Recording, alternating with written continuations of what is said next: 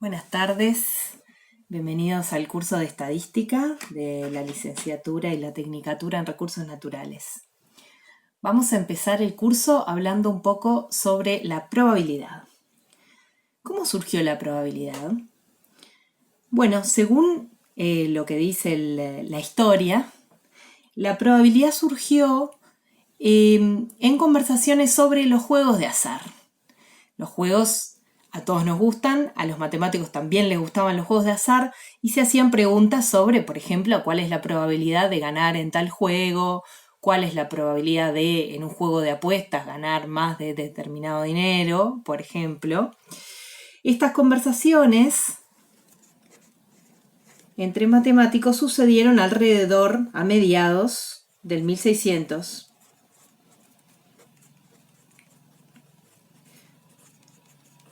Por ejemplo, para hablar de un juego muy sencillo, luego podemos analizar juegos más complicados, pero por ejemplo, un juego muy sencillo y muy tonto también es jugar a tirar cara o cruz.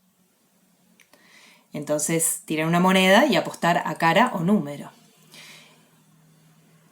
Ese juego en realidad no es un juego que se haga para ver quién gana, ¿no? Sino que es para elegir quién va a hacer los mandados, por ejemplo. ¿Quién va al almacén? Lo jugamos a cara o cruz. ¿Por qué? Porque hay, intuitivamente, podemos decir que hay la misma probabilidad de que salga número que de que salga cara. Y si tuviéramos que decir un número para esa probabilidad, ¿qué diríamos? Y bueno, diríamos un medio o diríamos 50%. Entonces, ahí encontramos un primer uso de la palabra probabilidad en nuestro lenguaje común. La probabilidad de que salga cara en una moneda tirada al azar, tirada al aire, es un medio o 50%. O sea que la probabilidad, ¿qué significaría allí? Significaría el grado de certeza con el que yo voy a poder decir que va a salir cara. Yo no sé lo que va a salir. Va a salir cara o número, eso es lo único que puedo decir. Y puedo decir que tengo la misma expectativa de que salga cara de que salga número. Entonces allí, decir que la probabilidad de que salga cara es un medio, es una medida de la certidumbre que yo tengo de que salga cara. Otro ejemplo, a mediados del 1700 se empezó a usar la probabilidad analizando los errores de medida. Aquí ya en un rol más aplicado, más relacionado a las otras ciencias, más asociado a considerar a la probabilidad como una herramienta. Entonces, por ejemplo, nosotros podemos decir que la probabilidad de que mi instrumento de medida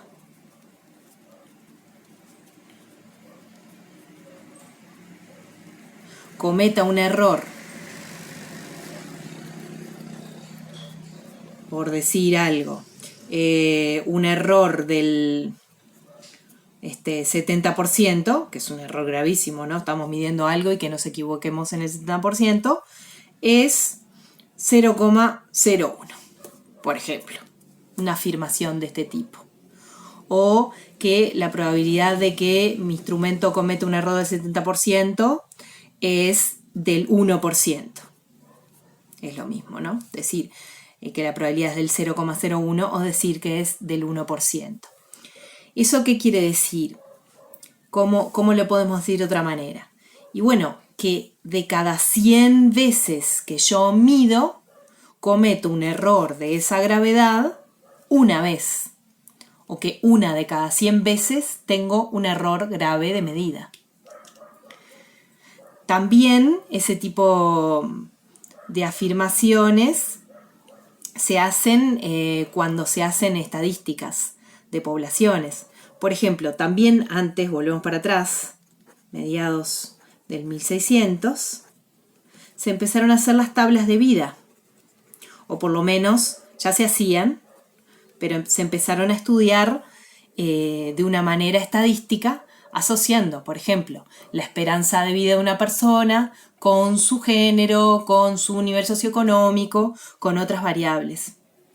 Entonces allí, por ejemplo, se puede decir, una afirmación que se puede hacer es que la probabilidad de vivir más de 90 años es de 0,2. Estoy inventando, ¿no? Como un ejemplo. O del 20%. ¿Eso qué quiere decir? ¿Cómo lo interpretamos? Y bueno, que de cada 100 personas, 20 viven más de 90 años, ¿no? O que si tomo una persona al azar en esa población, la probabilidad de que esa persona viva más de 90 años es de 0,2.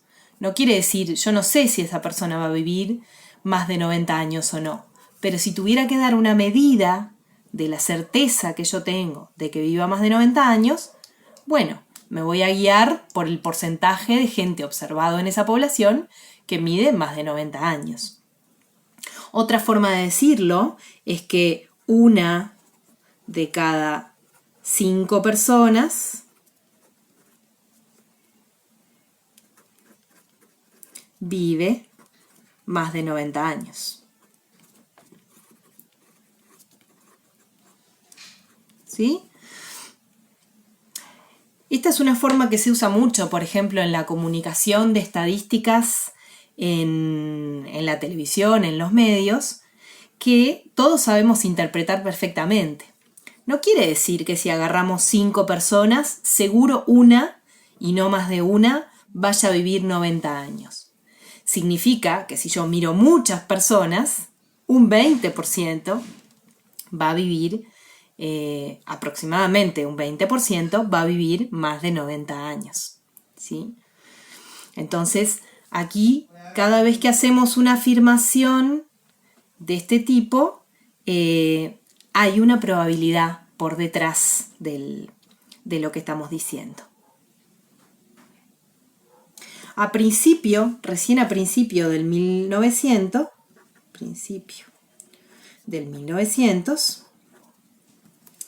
se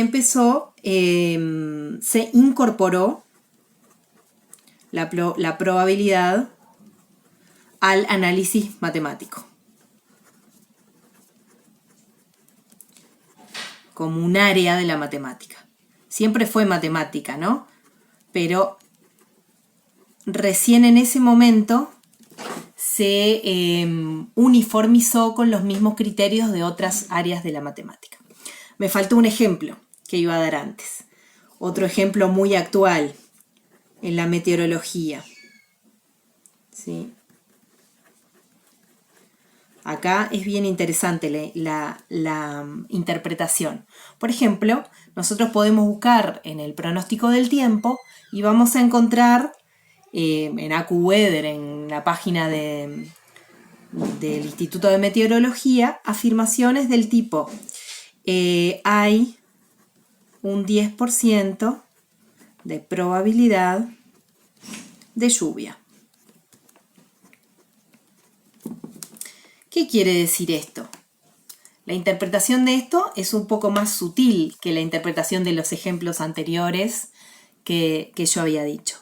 Porque fíjense, una de cada 5 personas vive más de 90 años.